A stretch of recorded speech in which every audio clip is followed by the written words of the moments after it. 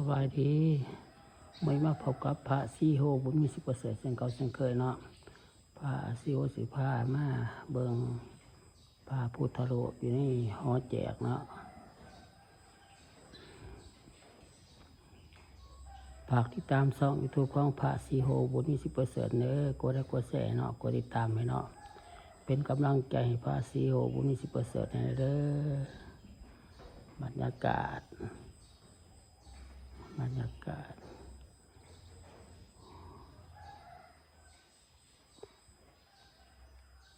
พามาเบิ่งมาชมบรรยากาศ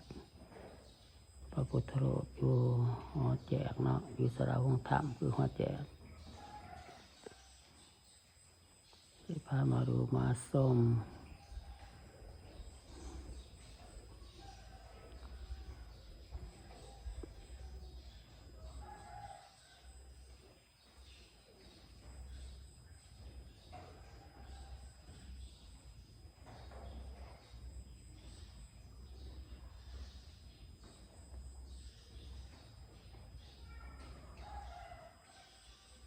ให้พามาดูมาชมหอแจกเนาะให้พามาดูมาชมหอแจก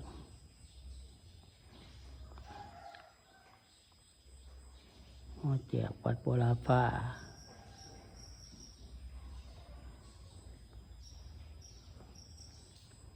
ให้พามาดูมาชมหอแจกเนาะ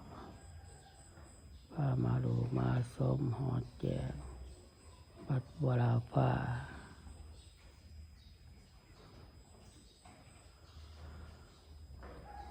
ให้พามาดูมาชมหอแจก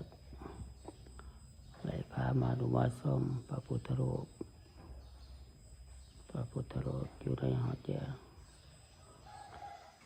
ฝากติดตามช่อง YouTube ของพระซีโฮบุญมี10%เด้อกดไลค์กดแชร์เนาะกดติดตามให้เนาะเป็นกำลังใจพระซีโฮบุญมี10%ให้เด้อ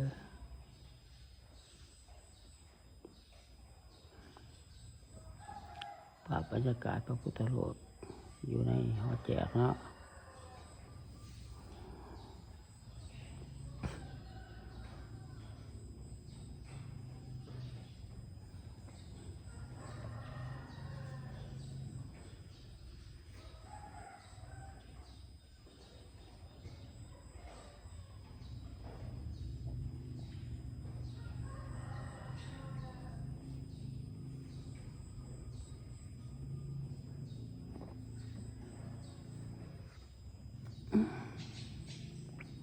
ฝากติดตามช่อง YouTube ของพระซีโฮบุญมี10%เด้อกดไลค์กดแชร์เนาะ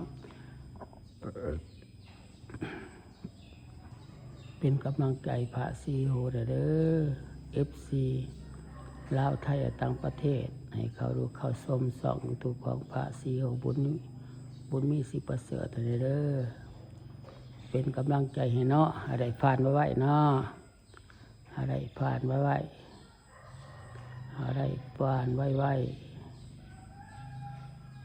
ฝากติดตามช่อง YouTube ของพระซีโฮบุญมี10%เด้อกดไลค์กดแชร์เนาะกดติดตามให้เนาะ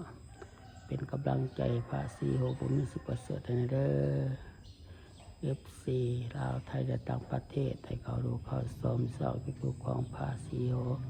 บุญมี10%แน่กดไลค์กดแชร์เนาะฝากติดตามให้เนาะเป็นกำลังใจให้พระซีโฮบุญมี10%แน่ให้ได้ผ่านไว้เนาะให้ได้ผ่านไว้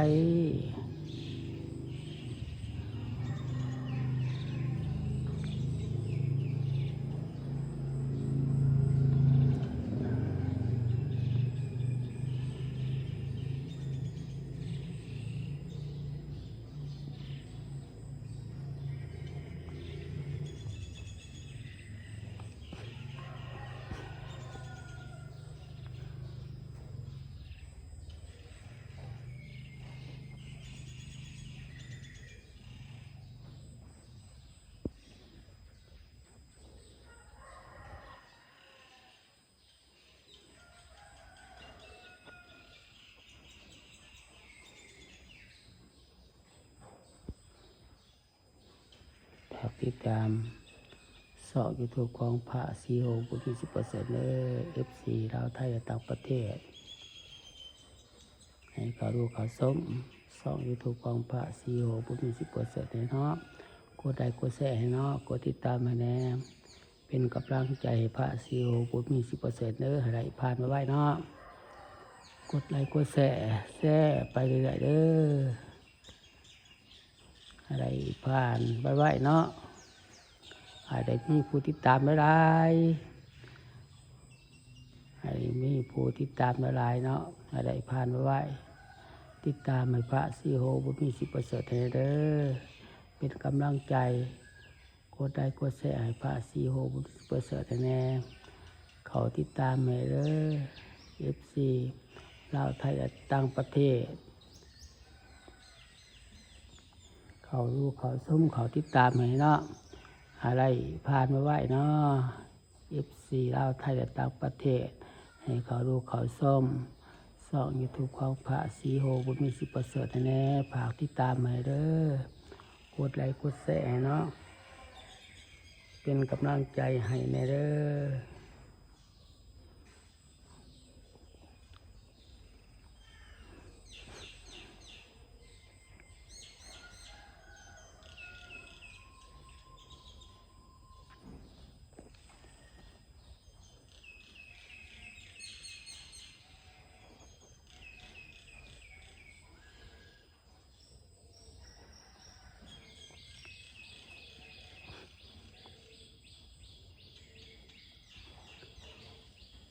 ฝากติดตามสองยูทูบของพระซีโฮบุญมี10%ให้เด้อ